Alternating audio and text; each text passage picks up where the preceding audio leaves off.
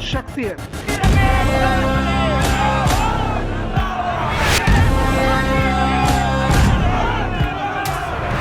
कर्मठ, ईमानदार और दूरदर्शी उनकी सोच।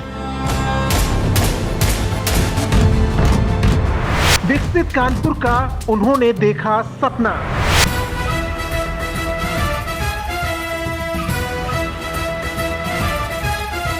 राष्ट्रीय स्वयंसेवक संघ और भारतीय जनता पार्टी की देशभक्ति की भावना जिनकी रगों में रक्त बनकर दौड़ती है, जिनके हृदय में समाज और राष्ट्र के सरोकार सर्वोपरि हैं, जो प्रधानमंत्री नरेंद्र मोदी और सीएम योगी आदित्यनाथ के सपनों के नए भारत को कानपुर की सरजमी से साकार करने में जुटे हैं, वो हैं रमेश अवस्थी।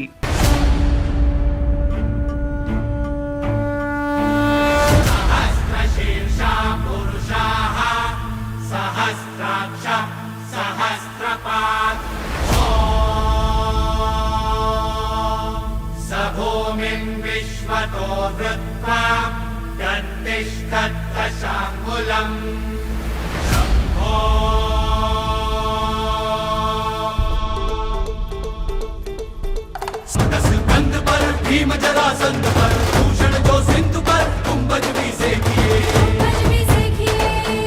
शंभो अर्जो अनंत पर, गरुड़ जो भुजंग पर, गौरव के अंक पर, पार जो फेंकिए। बाज जो विहंग पर, सिंह जो पतंग पर, मेघ चतुरंग पर, शिवराज देखिए, शिवराज देखिए, शिवराज देखिए,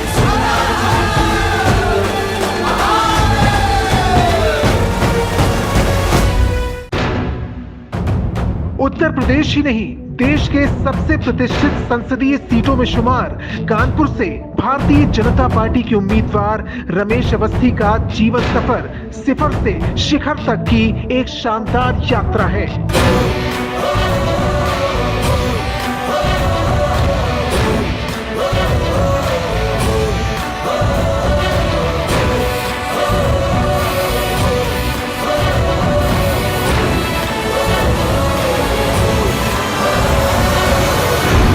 मेन स्ट्रीम मीडिया में बतौर पत्रकार 3 दशक से भी ज्यादा का अनुभव रखने वाले रमेश अवस्थी करीब 1 दशक से कानपुर बुंदेलखंड की जनता के बीच सेवा भाव से सियासत में सक्रिय है। कानपुर से भाजपा प्रदेश कार्य समिति के सदस्य रमेश अवस्थी का जन्म एक छोटे से गांव में किसान परिवार में हुआ था। संघ की शाखाओं में बचपन बीता। नमस्ते सदा वत्सले मातृभूमे, नमस्ते सदा वत्सले मातृभूमे, त्वया हिंदु भूमे सुखम वर्धितोहम, त्वया हिंदु भूमे सुखम वर्धितोहम। और युवा अवस्था में छात्र राजनीति में अपनी असरदार मौजूदगी दर्ज कराई।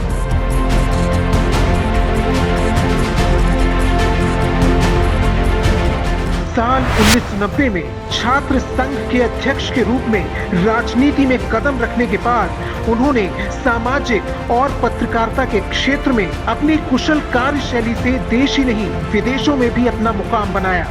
कानपुर के एसडी कॉलेज, हलीम मुस्लिम कॉलेज और डीएवी कॉलेज में अपनी पढ़ाई के दौरान भी रमेश अवस्थी सामाजिक और राजनीतिक कार्यों में लगातार सक्रिय रहे। इसलिए वो कानपुर की हर समस्या और जरूरतों से वाकिफ हैं। वो पूरे कानपुर को अपना परिवार मानते हैं और सबकी मदद के लिए हमेशा तत्पर रहते हैं। यही वजह है कि भारतीय जनता पार्टी ने उनको कानपुर की देवतुल्य जनता की सेवा करने के लिए चुना है। कानपुर की संवेदनशील और जागरूक जनता भी अपनी धरती के इस लाल को बेइंतहा प्यार करती है। लोकसभा का प्रत्याशी बनाए जाने के बाद जब रमेश अवस्थी दिल्ली से कानपुर पहुंचे तो रेलवे स्टेशन पर उनके स्वागत के लिए जिस तरह से जन सैलाब उमड़ा वो सचमुच ऐतिहासिक था।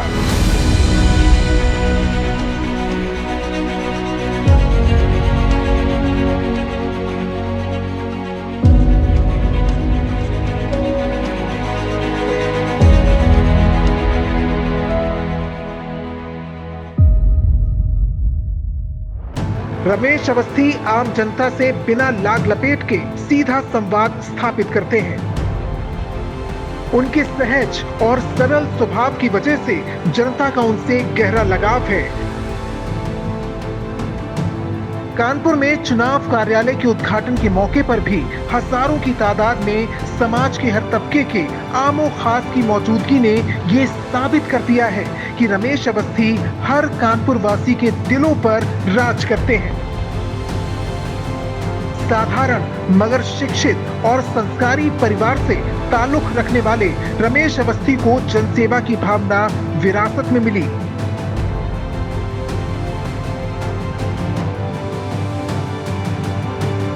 उनके बड़े भाई डॉक्टर ब्रह्मदत्त अवस्थी 1967 में भारतीय जनसंघ से चुनाव लड़ चुके हैं। ब्रह्मदत्त अवस्थी आपातकाल में जेल भी गए। रमेश अवस्थी स्वयं बाल्यकाल से राष्ट्रीय स्वयंसेवक संघ से जुड़े हुए हैं। वो बचपन में अपने पैतृक गांव में संघ की शाखाओं का आयोजन भी किया करते थे। शुरुआती दिनों से ही समाज उत्थान और देश कल्याण, साथ ही मानव मात्र की सेवा रमेश अवस्थी के जीवन का उद्देश्य रहा है। लिहाजा उन्होंने इस बदलाव के लिए पत्रकारिता का रास्ता चुना। 3 दशक तक पत्रकारिता की दुनिया में उच्च पदों पर काम करते हुए रमेश अवस्थी ने प्रदेश से लेकर देश और विदेश का चप्पा चप्पा छान लिया। फिर जनता की जरूरतों से उनके जुड़ाव और विकसित राष्ट्र के निर्माण की चाहत ने उन्हें सक्रिय राजनीति की मुख्य धारा में उतरने के लिए मजबूर कर दिया। तो मैं चाहता हूं कि आप सब लोग कानपुर के वैभव और गौरव के लिए मुझे आशीर्वाद दीजिए ताकि मैं इसके डेवलपमेंट के लिए कुछ कर सकूं। 2014 में जब नरेंद्र मोदी ने पहली बार पीएम पद की कुर्सी संभाली, तब से ही रमेश अवस्थी पीएम मोदी के संकल्पों और सपनों को जमीनी स्तर पर सार्थक करने में जुट गए। उन्होंने पीएम मोदी और सीएम योगी की विकसित भारत की विकास यात्रा में बढ़ चढ़कर अपनी भागीदारी दर्ज कराई। इस दौरान वो पीएम मोदी के स्वच्छ भारत मिशन से जुड़े और उत्तर प्रदेश स्वच्छता अभियान समिति के सदस्य भी रहे। इसके साथ ही राजभाषा सलाहकार समिति भारत सरकार के सदस्य भी रहे। उन्होंने अंतर्राष्ट्रीय स्तर पर हिंदी को बढ़ावा देने के लिए भी कई अहम कदम उठाए। खास बात यह है कि इन व्यस्तताओं के बीच भी वो कानपुर बुंदेलखंड क्षेत्र में संघ और भाजपा के लिए समर्पित रहे। रमेश अवस्थी कानपुर की जनता की विकास यात्रा के ध्वजवाहक हैं। कानपुर उनका अपना है और वो कानपुर के अपने हैं। इसलिए उन्होंने विकसित भारत विकसित कानपुर का नारा देकर इसे पूरा करने का संकल्प भी लिया है। उन्होंने पिछले 1 दशक में अपनी कर्मभूमि कानपुर में कई ऐतिहासिक और सामाजिक कार्यक्रमों का आयोजन कराकर आम जनता के दिलों में अपनी जगह बनाई है। सामाजिक समरसता और सनातन संस्कृति की अलख जगाने के लिए भी रमेश अवस्थी पिछले कई सालों से सक्रिय रहे हैं। अपनी अगुवाई में कानपुर में निकली सनातन यात्रा इसकी मिसाल है। रघुपति राघव राजा राम, पतित पावन सीताराम। जहां एक ओर विपक्ष सनातन संस्कृति के अपमान पर उतारू है, वहीं दूसरी ओर रमेश अवस्थी कानपुर की सरजमी से सनातन को सम्मान दिलाने में जुटे हुए हैं।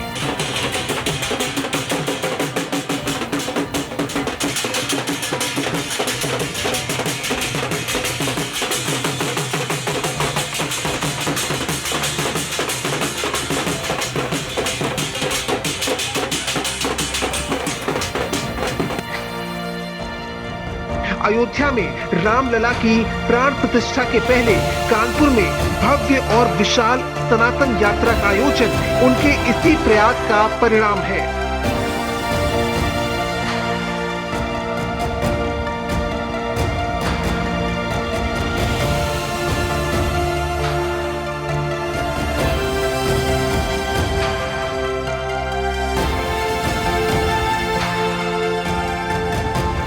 अटल जी के जन्म दिवस पर कवि सम्मेलन के आयोजन की बात हो या फिर वाल्मीकि महोत्सव के जरिए समाज को एकता के सूत्र में पिरोने की पहल, रमेश अवस्थी देश हित में कुछ अच्छा और नया करते रहे।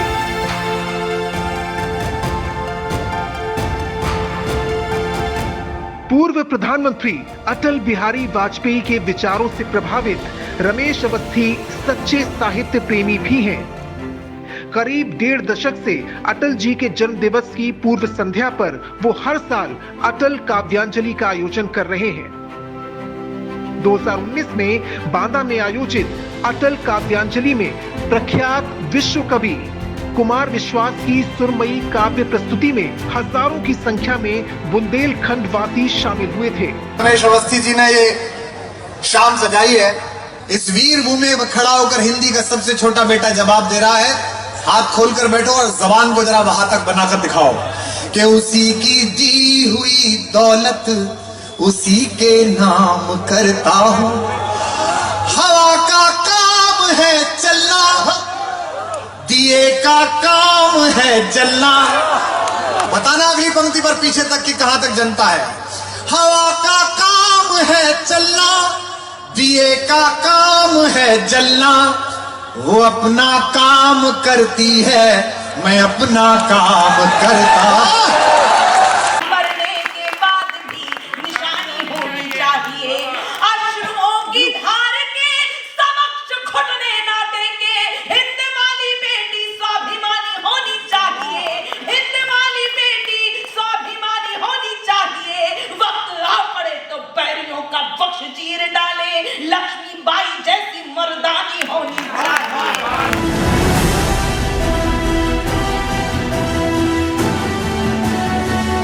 कानपुर में मैंगो फेस्टिवल और होली मिलन समारोह के अलावा देश की राजधानी दिल्ली में बहुचर्चित भारत आम महोत्सव का आयोजन उनकी विराट सोच का प्रतीक है। 2023 में आयोजित इस भव्य, ऐतिहासिक और अनोखे आम महोत्सव में 14 देशों के राजदूतों के अलावा 16 केंद्रीय मंत्री और 135 से ज्यादा सांसदों ने अपनी उपस्थिति दर्ज कराई थी।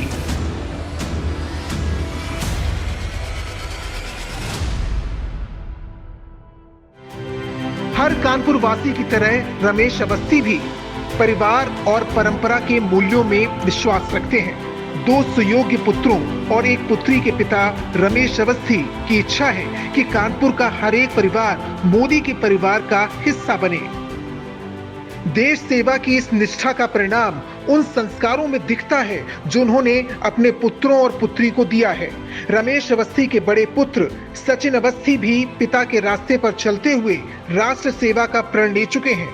सचिन अवस्थी भारतीय जनता पार्टी युवा मोर्चा उत्तर प्रदेश में प्रदेश कार्य समिति के सदस्य रह चुके हैं। साथ ही श्री राम सेवा मिशन के राष्ट्रीय संयोजक भी हैं, जबकि छोटे पुत्र शुभम अवस्थी सर्वोच्च न्यायालय में अधिवक्ता हैं।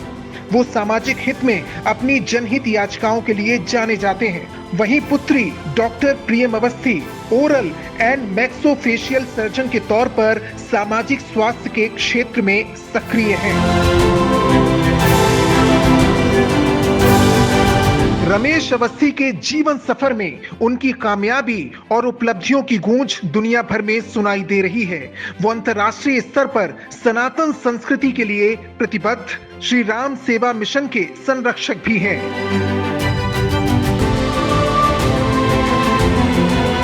जनसेवा और भारतीयता की भावना को जीवन का मूल मंत्र बनाने वाले रमेश अवस्थी की मेहनत, योग्यता और क्षमता को भारत में ही नहीं वैश्विक स्तर पर भी पहचान मिली है।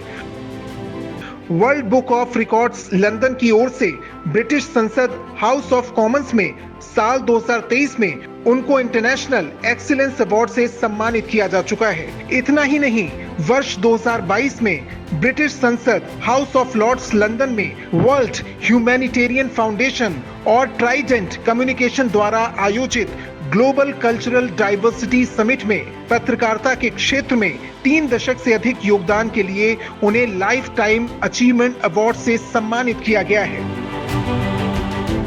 यहाँ ये बताना जरूरी है कि अंतर्राष्ट्रीय स्तर पर प्रतिष्ठित पुरस्कार पाने के बाद रमेश अवस्थी ने इस अवार्ड को देश के लिए समर्पित उन पत्रकारों का सम्मान बताया था जो क्षेत्रीय स्तर पर मुश्किल हालात में भी ईमानदारी और निष्ठा के साथ निष्पक्ष पत्रकारिता की मशाल को थामे हुए हैं। जीवन के हर क्षेत्र में विराट उपलब्धियों के बीच रमेश अवस्थी की सरलता, सहजता और विनम्रता उनको एक दूरदर्शी जन नेता की पहचान देती है। उनके जैसे सच्चे सनातनी और राष्ट्र प्रेमी को कानपुर की जनता का भरपूर प्यार मिल रहा है। लोगों से मिल रहे इस प्रेम, स्नेह और समर्थन से रमेश अवस्थी बहुत ही भावुक हैं। उनके लिए तो हर कानपुर वासी उनका अपना परिवार है। जब से भारतीय जनता पार्टी की डबल इंजन की सरकार बनी है, माननीय प्रधानमंत्री जी माननीय योगी आदित्यनाथ उत्तर प्रदेश के मुख्यमंत्री बने हैं, तब से कानपुर के विकास के पहिए की गति आगे बढ़ा चालू हुई और वो निरंतर विकास के पथ पर अग्रसर रहा। क्यों माननीय प्रधानमंत्री जी की, माननीय मुख्यमंत्री की सोच है कि देश का हर कस्बा, गांव, ब्लॉक, शहर का विकास हो और कानपुर के लिए विशेष रूप से कि वो चाहते हैं कानपुर का गौरव और वैभव वापस हो। इसमें सभी आप सब लोगों की आशीर्वाद की अवस्था है, क्योंकि बिना आपके आशीर्वाद के ये संभव नहीं है।